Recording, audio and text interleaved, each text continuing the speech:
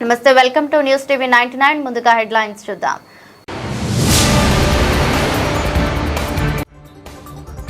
వలిగొండ మండల కేంద్రంలో BRS party జిల్లా నాయకులు మొగుల శ్రీనివాస్ విలేకరుల సమావేశం.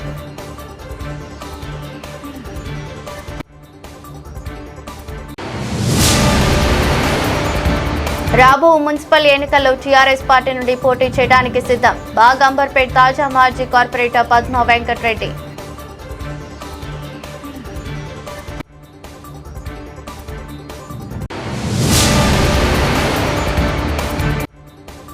$3 లక్షల కోట్ల తెలంగాణ రాష్ట్ర బడ్జెట్లో బీసీలకు కేవలం 4% కేటాయించడం అంటే బీసీలను అణచివేయడమే.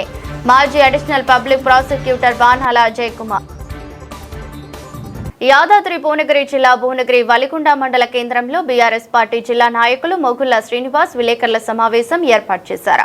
ఈ సందర్భంగా మాట్లాడుతూ కేసీఆర్ కాళేశ్వరం ప్రాజెక్టు కట్టి కాళేశ్వరం నుండి బస్వాపురం రిజర్వాయర్ ద్వారా గోదావరి నీళ్లతో పురాణిదిగా అని కాలువ ద్వారా చెరువులను నింపి రైతుల కష్టాలను తీర్చిన మహోన్నతమైన వ్యక్తి కేసీఆర్ అని కొనియాడారు. అందరికీ నమస్కారం.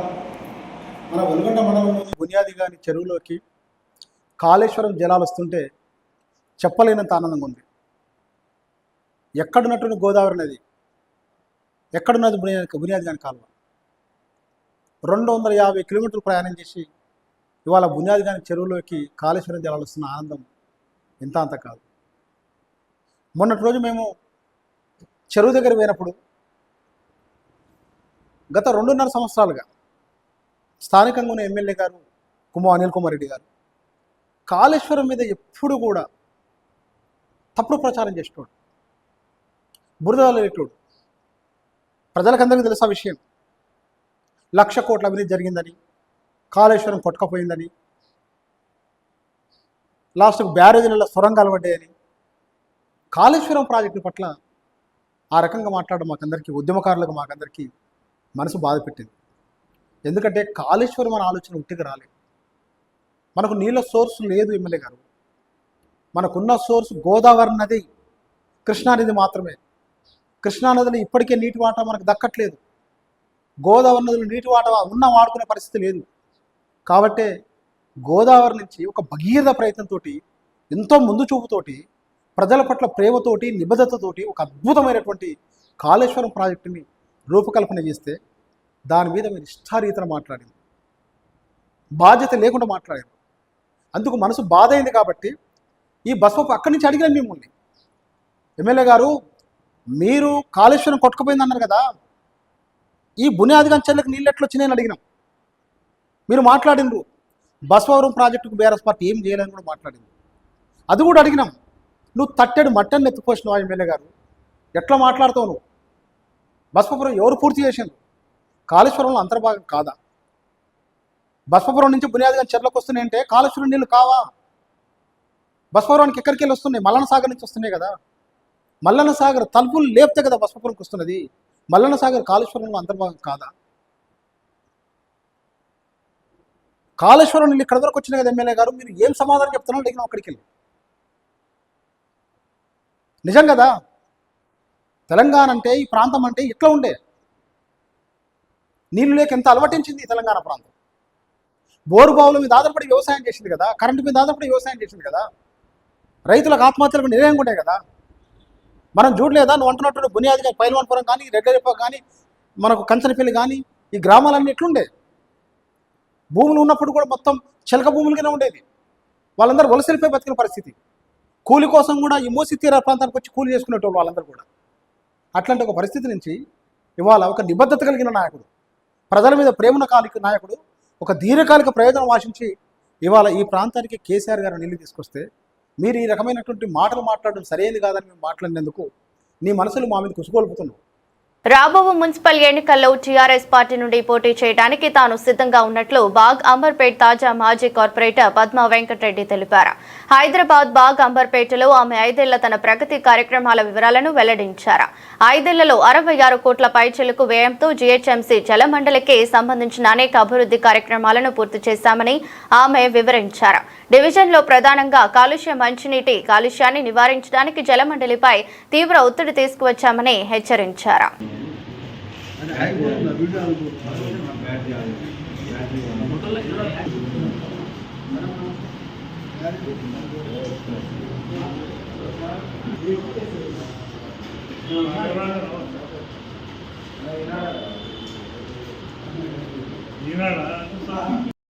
సంబంధించిన వర్క్స్ 2020-21లో 3,88,18,000తో వర్క్ చేయడం జరిగింది. ఎంటర్ రోడ్స్ కానివ్వండి, పార్క్స్ డెవలప్మెంట్ కానివ్వండి, ప్రతి ఒక్కటి జిహెచ్ఎంసీ వర్క్స్ 2020-21లో జరిగిన వర్క్స్ 21-22లో 5,04,36,000. అది కూడా నాకు ఫండ్స్ లేకున్నా మా ఎమ్మెల్యే గారి సహకారంతో జోనల్ ఆఫీసర్తో కొట్లాడి ఫండ్స్ తెచ్చుకొని ఈరోజు బాగంపేటను డెవలప్ చేయడం జరిగింది. 2022-23లో 1,26,05,000. 23-24లో 10 కోట్ల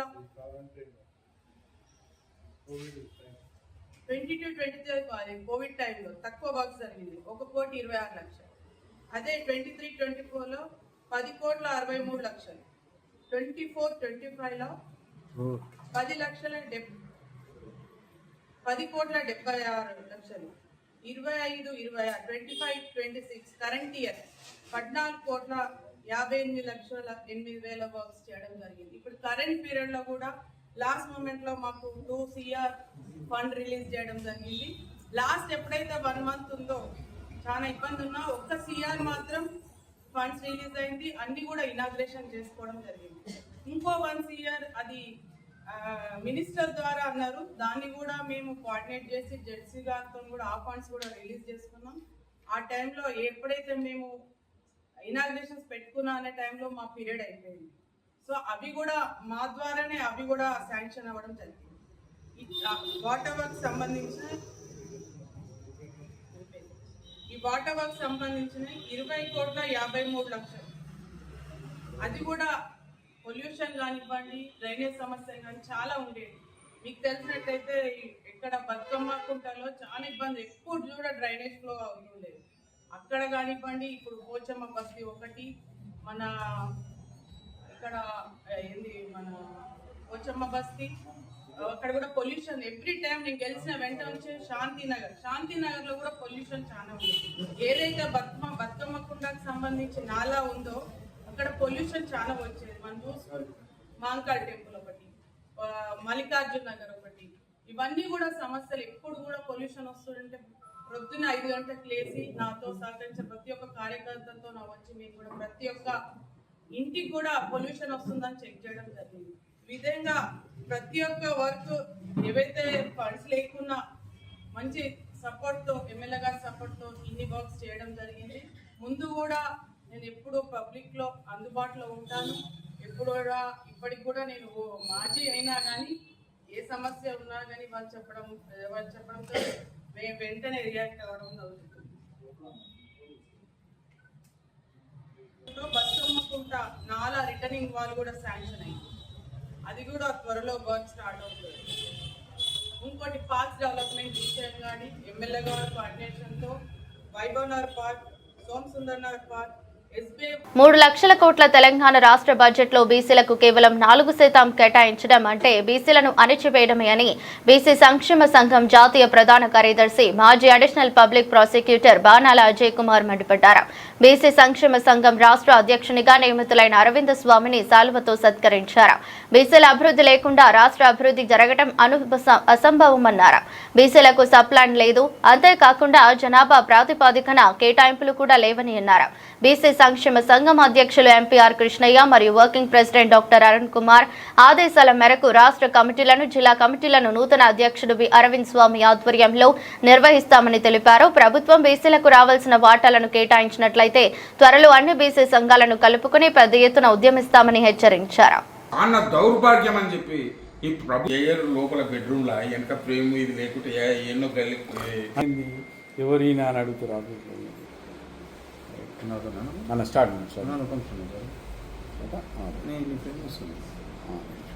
ఈ సంక్షేమ సంఘం అధ్యక్షులు టైగర్ ఆర్ కృష్ణన్న గారు, రాజ్యసభ డాక్టర్ అరుణ్ బాబు గారు, టైగర్ ఆర్ కృష్ణన్న గారు, రాజ్యసభ సభ్యులు మరియు నేషనల్ వర్కింగ్ ప్రెసిడెంట్ జాతీయ బీసీ సంక్షేమ సంఘం డాక్టర్ అరుణ్ బాబు గారు, మరి తెలంగాణ రాష్ట్ర బీసీ సంక్షేమ సంఘం నాయకత్వం ఆధ్వర్యంలో మరి అరవింద్ స్వామిని తెలంగాణ రాష్ట్ర బీసీ సంక్షేమ సంఘం ప్రెసిడెంట్గా నియమించినందుకు మరి తెలంగాణ రాష్ట్రంలో ఉన్నటువంటి అందరు నాయకులకు, టైగర్ ఆర్ కృష్ణన్న గారికి, national working president doctor Arun Babu గారికి నేను కృతజ్ఞతలు తెలుపుతా ఉన్నాను. అదేవిధంగా ప్రెసిడెంట్గా ఎన్నికైనటువంటి అరవింద్ స్వామి గారిని కూడా మరొకసారి నేను అభినందనలు తెలుపుతా ఉన్నా. అరవింద్ స్వామి విద్యార్థి దశ నుంచే విద్యార్థి నాయకునిగా, ఉస్మానియా యూనివర్సిటీలో LLB విద్యార్థిగా ఉన్న రోజుల నుంచే విద్యార్థుల సమస్యలపై నిరంతరం పోరాడేవారు. మరి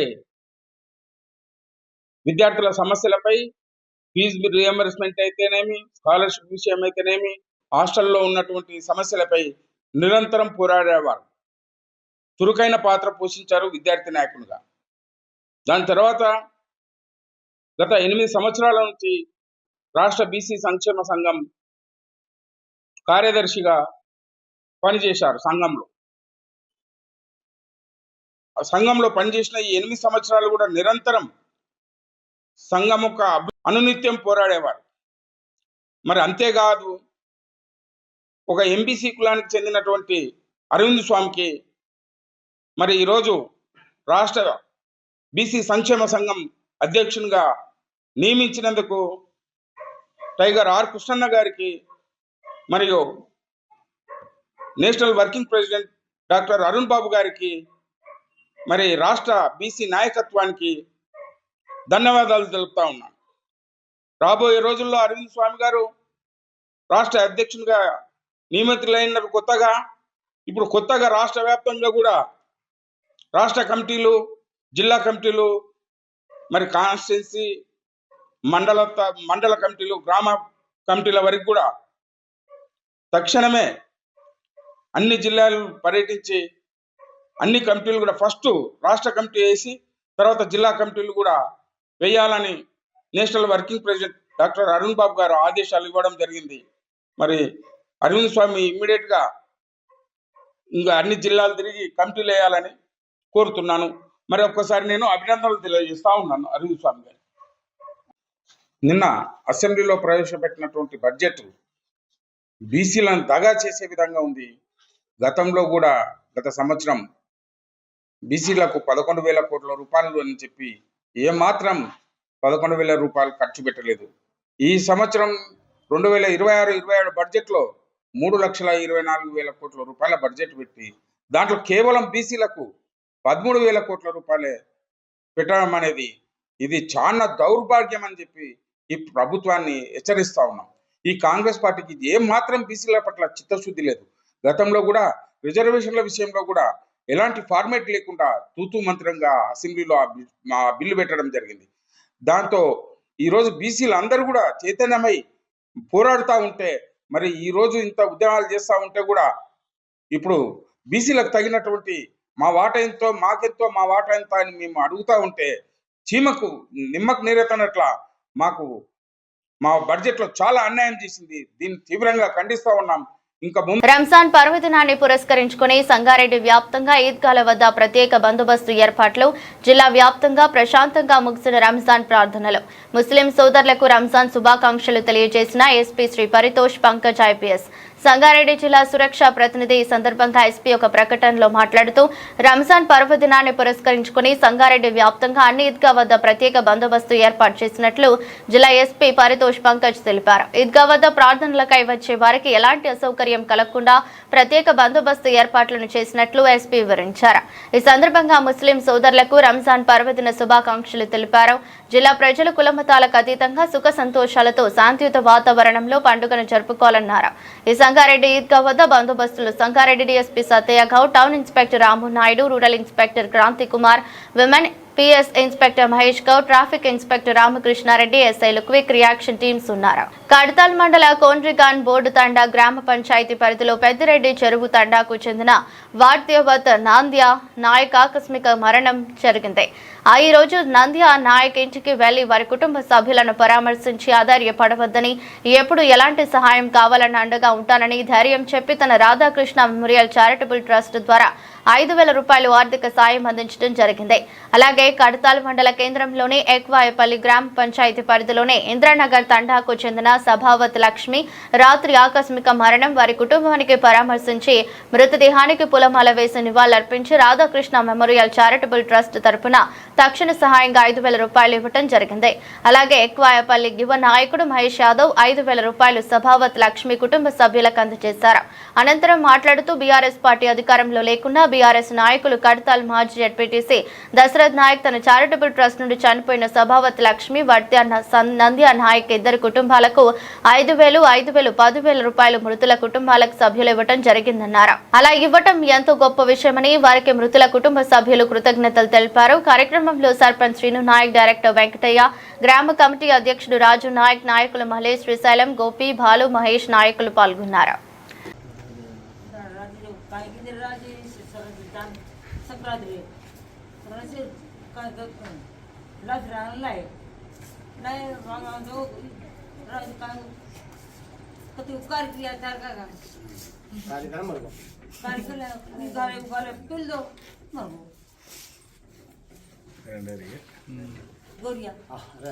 రాష్ట్ర ప్రభుత్వం ప్రవేశపెట్టిన బడ్జెట్ ప్రతిపాదనలను వ్యతిరేకిస్తూ మహబూబాబాద్ జిల్లా కేంద్రంలోని అంబేద్కర్ విగ్రహం ఎదుట చెవిలో పువ్వులు పెట్టుకుని వినూత్న నిరసన చేపట్టి బడ్జెట్ ప్రతులను చింపి పారేసిన డిఎస్ఎఫ్ఐ నేతలు ప్రభుత్వానికి వ్యతిరేక నినాదాలు చేశారు. ఈ సందర్భంగా డిఎస్ఎఫ్ఐ జాతీయ అధ్యక్షుడు డాక్టర్ వివేక్ మాట్లాడుతూ రాష్ట్ర ప్రభుత్వం ప్రవేశపెట్టిన బడ్జెట్ ప్రజలను మోసగించే ప్రజా వ్యతిరేక బడ్జెట్ అన్నారు.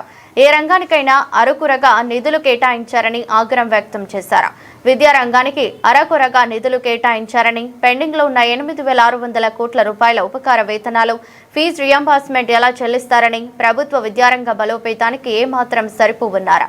ప్రజలకిచ్చిన హామీలు బడ్జెట్లో బుట్ట దాఖలయ్యాయని, ప్రజలకు మేలు చేసే విధంగా బడ్జెట్ కేటాయించాలన్నారు. ఈ నిరసనలో డిఎస్ఎఫ్ఐ నేతలు సూర్యప్రకాష్, సాయి, శ్రీకాంత్, రమేష్, సంతోష్లు పాల్గొన్నారు.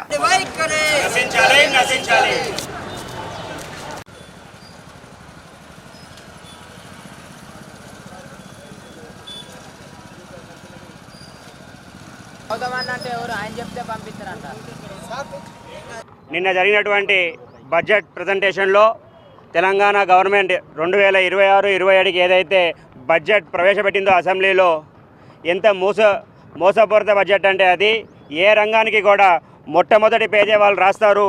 ప్రతి పౌరుడికి సామాజిక, ఆర్థిక, రాజకీయ న్యాయం అందించడమే పరిపాలన లక్ష్యం డాక్టర్ బాబాసాహెబ్ అంబేద్కర్ గారి యొక్క సెంటెన్స్తో ప్రారంభించినటువంటి ఆ స్పేస్లో మీరు చూసినట్లయితే ఏ సమాజానికి కూడా ఎవ్వరికి కూడా ఎటువంటి న్యాయం చేయకుండా కూర్చుంది. కేవలం మీరు చూసినట్లయితే దాదాపు ఎస్సీ, ఎస్టీ, బీసీ మైనారిటీలకి ఏ ఒక్కరికి కూడా బడ్జెట్ పూర్తిగా వాళ్ళు కేటాయించడం జరగలే. లాస్ట్ టైం మీరు చూసినట్లయితే ఎస్సీ, ఎస్టీ బడ్జెట్ సుమారు 57,000 కోట్ల రూపాయలు ప్రతిపాదించినట్లయితే ఈ సంవత్సరం ఆన్ పేపర్లో కేవలం 23కి మాత్రమే పరిమితమే ఉన్నది. అదేవిధంగా ఈ రాష్ట్ర జనాభాలో 46.25 ఉన్నటువంటి బీసీ జనాభాల సంఖ్య ప్రాతిపద్యంగా చూసుకుంటే వాళ్ళకి కేవలం 1.1 మాత్రమే వాళ్ళ బడ్జెట్లలో పేర్కొనడం జరిగింది. ఇవాళ మీరు చూసినట్లయితే అనేక సార్లు మేము అది చేస్తూ ఉన్నాం, ఇది చేస్తూ ఉన్నాం అని చెప్పి ప్రలోభ పెడుతూ ఉన్నారు. కానీ అటువంటి ప్రలోభాలు ఎక్కడా కూడా నిజ స్వరూపాలు చేస్తూ బడ్జెట్లో ఎక్కడా కూడా కనిపించలే. మీరు చూసినట్లయితే విద్యార్థి దశలో ఉన్నటువంటి విద్యా విధానానికి దాదాపు లాస్ట్ ఇయర్ 23,000 కోట్ల రూపాయలు పెంచినట్లయితే ఈ సంవత్సరం కేవలం 26,000 కోట్ల రూపాయలు మాత్రమే పెట్టినారు. దీని 3,000 కోట్లతోని ఏ విధంగా బడ్జెట్ ముందుకు పోతుంది అని చెప్పి మేము ప్రశ్నిస్తూ ఉన్నాం. అదేవిధంగా గత సంవత్సరమే 8,600 కోట్ల పెండింగ్ ఉన్నాయి స్కాలర్షిప్లు. మళ్ళీ ఇప్పుడు ఏ మేర వరకు ముందుకు పోతుంది. అదేవిధంగా మీరు చూసినట్లయితే వైద్య శాఖకి కేవలం 4.2% మాత్రమే దీంట్లో కేటాయించడం జరిగింది. ఈ విధంగా ఏ ఒక్క సామాజిక వర్గానికి కానివ్వండి, ఏ ఒక్క డిపార్ట్మెంట్కి కానివ్వండి, ఏ ఒక్క వర్గానికి కానివ్వండి ఈ బడ్జెట్ని మేలు చేసే విధంగా లేదు. ఈ బడ్జెట్ని మేము తీవ్రంగా ఖండిస్తూ ఉన్నాం. ఈ బడ్జెట్ని మేము చింతేసి మా నిరసనము తెలియజేస్తూ ఉన్నాం. మరొక్కసారి మేము ప్రభుత్వాన్ని విజ్ఞప్తి చేస్తూ ఉన్నాం. ఇప్పటికైనా సరే అందరినీ మీరు కన్సల్ట్ చేసి ఈ విధంగా అయితే అందరినీ మెప్పుబోయే విధంగా మీరు చూసినట్లయితే 6 గ్యారంటీలకు అని చెప్పి లాస్ట్ ఇయర్ ఏమో 56,000 కోట్ల రూపాయలు పెడతారు, ఈ ఇయర్ ఏమో 51,000 కోట్ల రూపాయలు పెడతారు. అంటే బడ్జెట్ను పెంచుతూ పోతారా, బడ్జెట్ని తగ్గిస్తూ పోతారా? ఇందిరమ్మ పథకం చూసినట్లయితే లాస్ట్ ఇయర్ 12,000 కోట్ల రూపాయలు చిల్లర పెట్టారు, ఈ ఇయర్ కేవలం 7,000 కోట్ల రూపాయలు మాత్రమే పెట్టారు. అంటే మళ్ళీ ఇందిరమ్మ ఇల్లు ఇక్కడికి ఆపేస్తున్నారా, లేకపోతే ప్రతి అర్హుడికి మీరు ఇందిరమ్మ ఇల్లు ఇస్తా అని చెప్పి చెప్తా ఉన్నారు. మరి బడ్జెట్లో లేనిది ఎక్కడి నుంచి ఇస్తారో ప్రభుత్వం ప్రజలకు చెప్పాల్సిన అవసరం ఉన్నది. ఇప్పటికైనా సరే ఈ మోసపూరితల హామీలు వదిలేసి ఈ 420 మాటలన్నీ బంద్ చేసి ఇప్పటికైనా సరే ప్రభుత్వానికి ప్రజలకి మేలు చేసే విధంగా బడ్జెట్ చేకూరాలని చెప్పి మహబూబాబాద్ డాక్టర్ బాబాసాహెబ్ అంబేద్కర్ విగ్రహం దగ్గర చోళల్లో పూలు పెట్టుకొని, ఎందుకంటే రాష్ట్ర ప్రభుత్వం చేస్తున్నది కూడా అదే కాబట్టి మేము కూడా చోళల్లో పూలు పెట్టి ఇవాళ వాళ్ళు ఏదైతే ప్రతులు ఉన్నాయో బడ్జెట్ ప్రతులను దాన్ని చించేస్తూ మేము సంపూర్ణమైన నిరసన తెలియజేసినా ఉన్నాం. ప్రైవేటు పాఠశాలలో ప్రభుత్వం పెట్టిన నిబంధనలను పాటించకుండా ఫీజులకు అధిగమించి విద్యార్థులపై భారం మోపుతున్నారని విద్యార్థుల తల్లిదండ్రులు వాపోతున్నారు. నోట్బుక్స్, టెక్స్ట్ బుక్స్ మీద ఒక్కొక్కరికి 20,000కు పెంచడం దారుణమని మండిపడుతున్నారు. ఫీజులు తగ్గించుకుంటే తమ పిల్లల టీసీలు ఇచ్చేయాలని డిమాండ్ చేస్తున్నారు. సంగారెడ్డి జిల్లా అమీన్పూర్లోని రెయిన్బో ఇంటర్నేషనల్ స్కూల్లో బుక్స్ పేరిట యాన్యువల్ డే పేరిట పెంచిన ఫీజులను నిరసిస్తూ 100 మంది విద్యార్థుల తల్లిదండ్రులు స్కూల్ ఎదుట ఎర్రటి ఎండలో ధర్నాకు దిగారు. ప్రతి ఏటా ట్యూషన్ ఫీజులు 10% పెంచడంతో పాటు notebooks, text books, annual day అంటూ ₹1,000 ఫీజులు పెంచడం ఎంతవరకు సమంజసమని ప్రశ్నిస్తున్నారు. ఒకరి పుస్తకాలను ఒకరు వాడరాదంటూ మళ్లీ కొత్తవే కొనాలని పట్టుబట్టడంతో ఒకరికొకరు 20,000 వరకు ఖర్చు అవుతుందని, బంగారం ధరల కంటే ఎక్కువగా బుక్స్ ఫీజులను చెల్లించాల్సిన పరిస్థితి ఏర్పడిందన్నారు. వారం రోజుల్లోగా ఈ ఫీజులను తగ్గించాలని డిమాండ్ చేస్తున్న యాజమాన్యం స్పందించకుండా తమ డిమాండ్లను నిరాకరిస్తుందన్నారు. ఎక్స్ట్రా యాక్టివిటీల పేరుతో డబ్బులు దండుకోవటం ఏంటని ప్రశ్నిస్తున్నారు. ఫీజులను తగ్గించే ప్రసక్తి లేదని ప్రిన్సిపాల్ తేల్చి చెప్పడంతో తమ పిల్లల టీసీలను ఇచ్చేయాలని తల్లిదండ్రులు పట్టుబడుతున్నారు. ఫస్ట్ క్లాస్ కి 15,000, 18,000, 19,000 బుక్స్ లేకపోతే ఏమైనా గోల్డ్ ఏమైనా కొనడానికి కంపేర్ టు వేరే స్కూల్ మా కోసిస్టర్ వాళ్ళ పిల్లలు సేమ్ బుక్స్ కంపేర్ చేస్తే వాళ్ళు 5,000 with note books everything year కి మొత్తం స్టేషనరీ, క్రేయాన్స్, ఎవ్రీథింగ్ 5,000 వస్తున్నారు. మాకు ఏడుపు వస్తుంది 15,000, 18,000, 19,000 పెట్టాలంటే. ఏంటంటే బుక్స్ లేకపోతే ఏమైనా గోల్డా పెట్టడానికి? ఎవ్రీ ఇయర్ ఇదిగో నేను ఈ బుక్స్ కూడా తెచ్చిన, మా బాబు బుక్స్ మా పాపకు వాడతామంటే ఎలవ్ చేయరంట. నేను అందుకే ఈ బుక్స్ తెచ్చిన. ఎందుకు ఎలవ్ చేయరు ఈ బుక్స్? మా పాపకి ఎందుకు ఎలవ్ చేయరు? సరే సరే పెంచారు. ఈ బుక్స్ ఎందుకు ఎలవ్ చేయరు? మా నెక్స్ట్ ఇయర్ పాపకి 2nd క్లాస్ కి వెళ్తుంది. మా బాబు 2nd క్లాస్ బుక్స్ మా బాబుకు వాడతా అట్లా ఎందుకు ఎలవ్ చేయరు? అంత ఇచ్చా మనం ఇండియా అంత డెవలప్మెంట్ కంట్రీ అయిందా? ఒకరికొకరు యూజ్ చేసుకుంటాము. ఇప్పుడు వీళ్ళ బాబు 4th క్లాస్ కి వెళ్తారు, మన బాబు నా పాపకు తీసుకొని అట్లా రూల్ లేదు. ఎందుకు రూల్ లేదు? అట్లీస్ట్ అట్లా బుక్స్ రేట్ అనేది తగ్గాలి. మెయిన్ బుక్స్ రేట్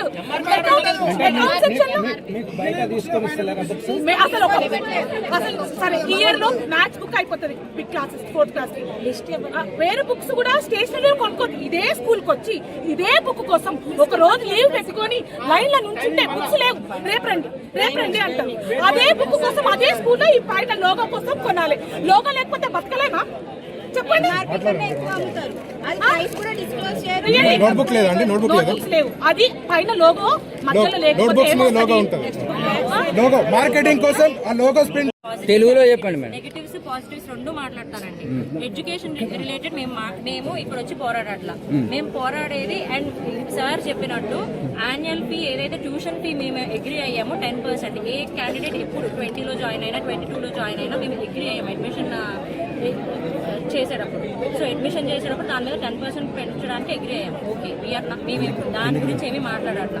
మేము రీసెంట్గా కొత్తగా యాక్టివిటీ ఫీ అని బుక్స్ ఫీజులో కలిపి యాన్యువల్ డే ఫీ అని ఇంక్లూడ్ చేశారు. సో దాంతో ట్రాన్స్పోర్టేషన్ ఫీ పెంచారు. అండ్ బుక్స్ ఫీ వచ్చేసి ఇప్పుడు ఆల్మోస్ట్ ఎలా అంటే ఒక 4-5,000 లాస్ట్ ఇయర్ మీద ప్రతి పేరెంట్కి బుక్స్ మీదే 4,000-5,000 ఎక్స్ట్రా పడుతుంది.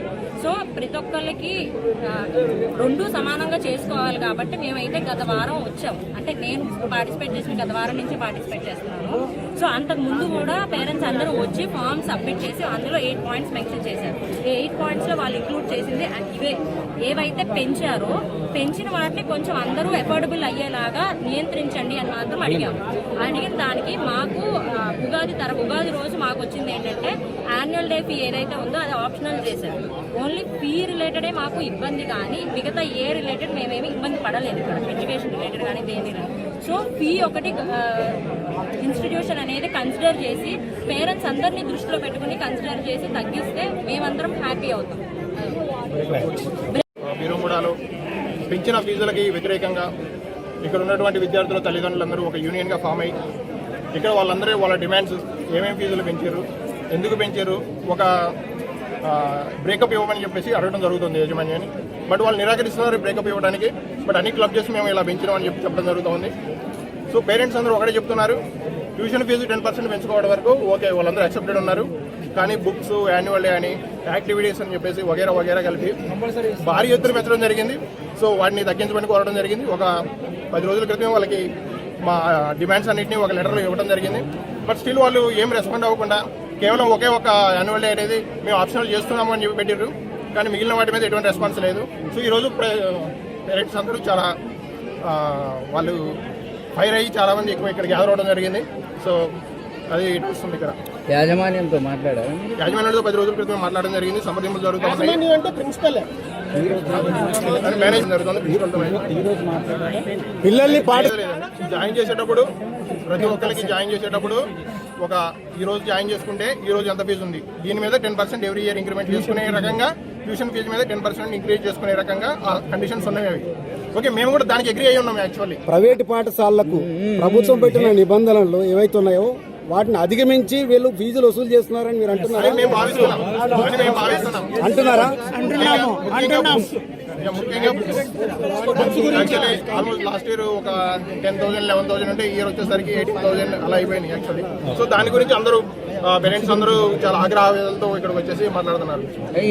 వార్తలు ముగించే ముందు మరోసారి హెడ్లైన్స్.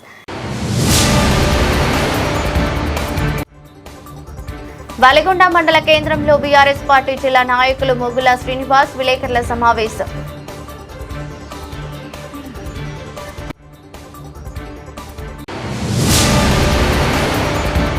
రాబో మున్సిపల్ ఎన్నికల్లో టీఆర్ఎస్ పార్టీ నుండి పోటీ చేయడానికి సిద్ధం. బాగ్ అంబర్పేట్ తాజా మాజీ కార్పొరేటర్ పద్మా వెంకటరెడ్డి.